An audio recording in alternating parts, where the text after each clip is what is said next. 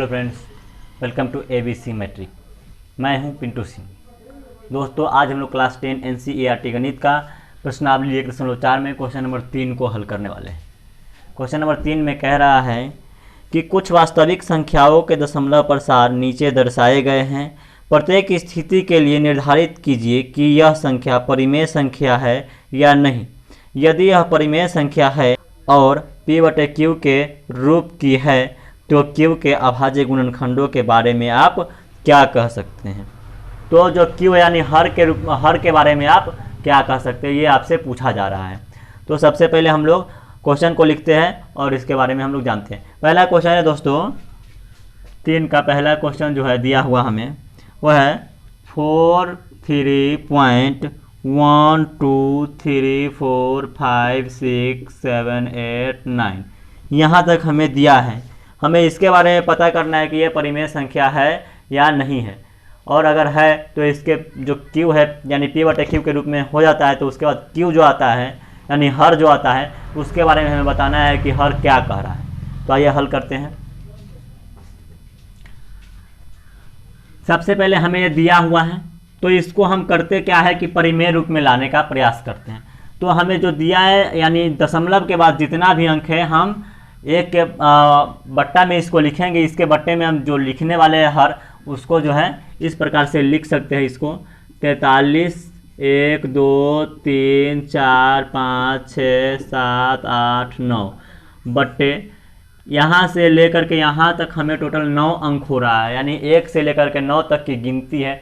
तो हम यहाँ पे बट्टे में 1 पे 9 जीरो डालेंगे। 1 2 3 4 5 6 7 8 9, यानी 1 पे 9 जीरो हमने यहाँ पे डाला। इस प्रकार से ये आ गया।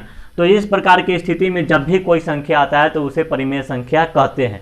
तो हम यहाँ पे लिखेंगे यह परिमेय संख्या है, यह परिमेय संख्या है।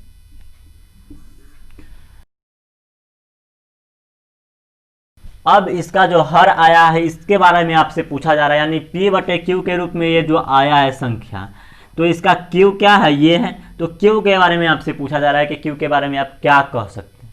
तो आइए जानते हैं Q के बारे में क्या हम लोग कह सकते हैं। तो हम लोग इसको तो ऊपर वाले को उतना ही लिखेंगे 43 1 2 3 4 5 6 7 8 9 बट्टे। अब 10 का आप गुणनखंड करो तो 1 10 में क्या आता है 2 और 5 आता है। क्या आता है 2 और 5। और यहाँ पे 1 पे जो है 9 जीरो है, यानी यहाँ पे 9 को 10 है। कितना 10 है 9 10 है। और 9 को 10 को प्राप्त करने के लिए 9 को 5 और 9 को 2 से गुना करना पड़ेगा, तब जा करके हमको 9 को 10 प्राप्त होगा। तो हम इसको अगर लिखे तो क्या लिखना पड़ेगा 5 के पावर 9 गुने 2 के पावर 9, इस रूप में हमें यहाँ पे लिखना पड़ेगा, तब जा करके हमें ये प्राप्त हो जाएगा। अगर देखा जाए तो ये हर के रूप में क्या है 4 3 1 2 3 4 5 6 7 8 9 बट्टे 10 के पावर 9 है। तो उसको हम खंड करेंगे तो इस रूप में हमें यहाँ पे प्राप्त होगा। तो किस रूप में प्राप्त हो रहा है, जो Q है वो किस रूप में प्राप्त हो रहा है 5 और 2 के गुणनखंड के रूप में। तो लिखेंगे यहाँ Q 5 और 2 के गुणनखंड के रूप में प्राप्त हो रहा है। यही इसका आंसर हो जाएगा दोस्तों। यही आपसे पूछा जा रहा था किस रूप में प्राप्त होगा। तो Q जो है वो 5 और 2 के गुणनखंड के रूप में प्राप्त होगा। अब हम लोग दूसरे क्वेश्चन को देखते हैं। 3 का दूसरा क्वेश्चन क्या कह रहा है दोस्तों। 3 का दूसरा क्वेश्चन दिया हुआ है 0.120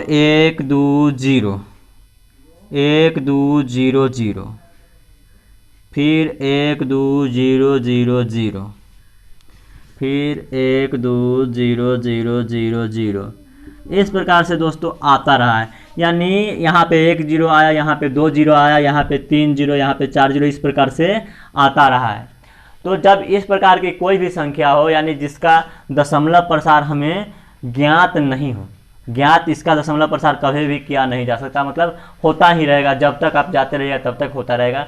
तो जिसका दशमलव प्रसार पूर्ण रूप से ज्ञात न हो वह एक अपरिमेय संख्या कहलाता है, और उसका दशमलव प्रसार कभी भी पूर्ण रूप से ज्ञात नहीं किया जा सकता। तो वही हम यहाँ पे लिखेंगे कि चूंकि इसका दशमलव प्रसार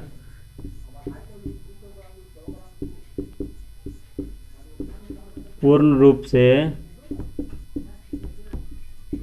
प्राप्त नहीं है, इसीलिए यह एक अपरिमेय संख्या है।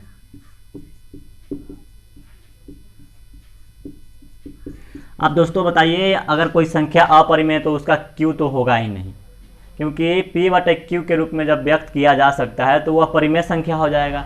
अब यहाँ पे ये अपरिमेय संख्या हो गया तो इसको P बटे Q के रूप में व्यक्त कर नहीं सकते, तो Q के बारे में बताना तो दूर की बात है, तो हम लोग Q के बारे में इसके नहीं बता पाएंगे। ये दोस्तों पहला क्वेश्चन का है, इसलिए ऐसे कर दिए हैं। अब यहाँ से दूसरा क्वेश्चन का आंसर हो गया। अब हम तीसरे क्वेश्चन की ओर चलते हैं।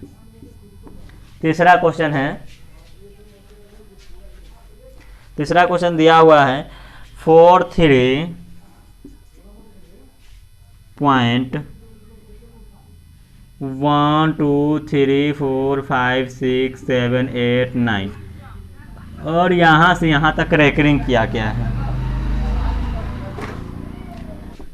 अब आइए दोस्तों, इसको हम परिमेय रूप में लिख लेते हैं। इसको परिमेय रूप में लिखने का थोड़ा अलग सा तरीका है। पहले हम लोग लिख लेते हैं कि कितना जो है दशमलव के बाद अंक है। तो यहाँ पे लिखेंगे 43, दशमलव के बाद चूंकि 1 से लेकर 9 तक की संख्या है तो लिख देंगे 1 2 3 4 5 6 7 8 9 इस प्रकार से।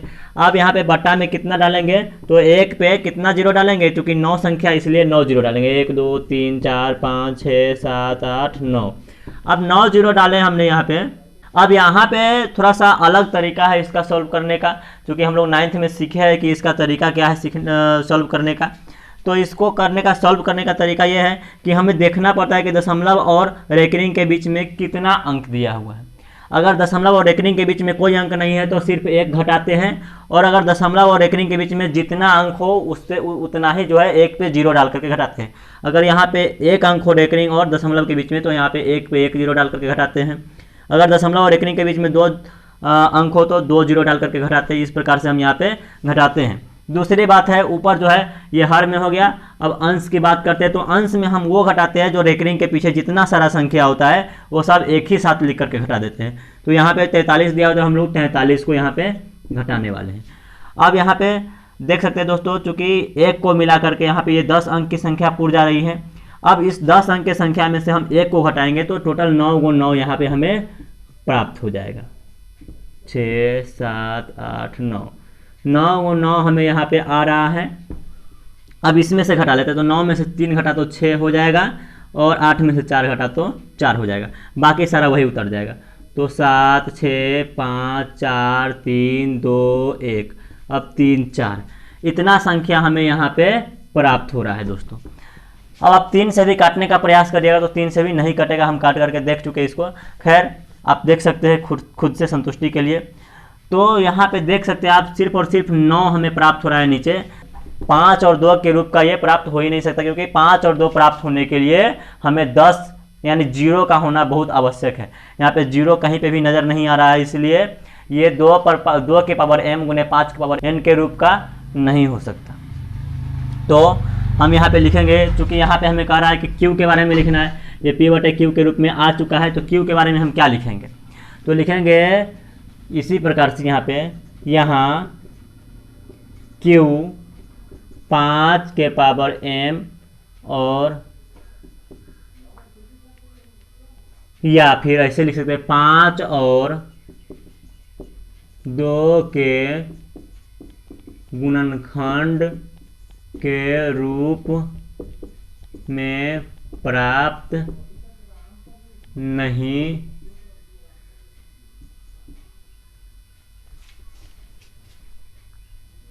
किया जा सकता है। दोस्तों इस प्रकार से यही इस क्वेश्चन का आंसर हो जाएगा। और दोस्तों इसी प्रकार से किसी भी क्वेश्चन का आसान सॉल्यूशन पाने के लिए हमारे चैनल को सब्सक्राइब कीजिए, लाइक कीजिए, शेयर कीजिए और कमेंट जरूर कीजिए दोस्तों। धन्यवाद दोस्तों।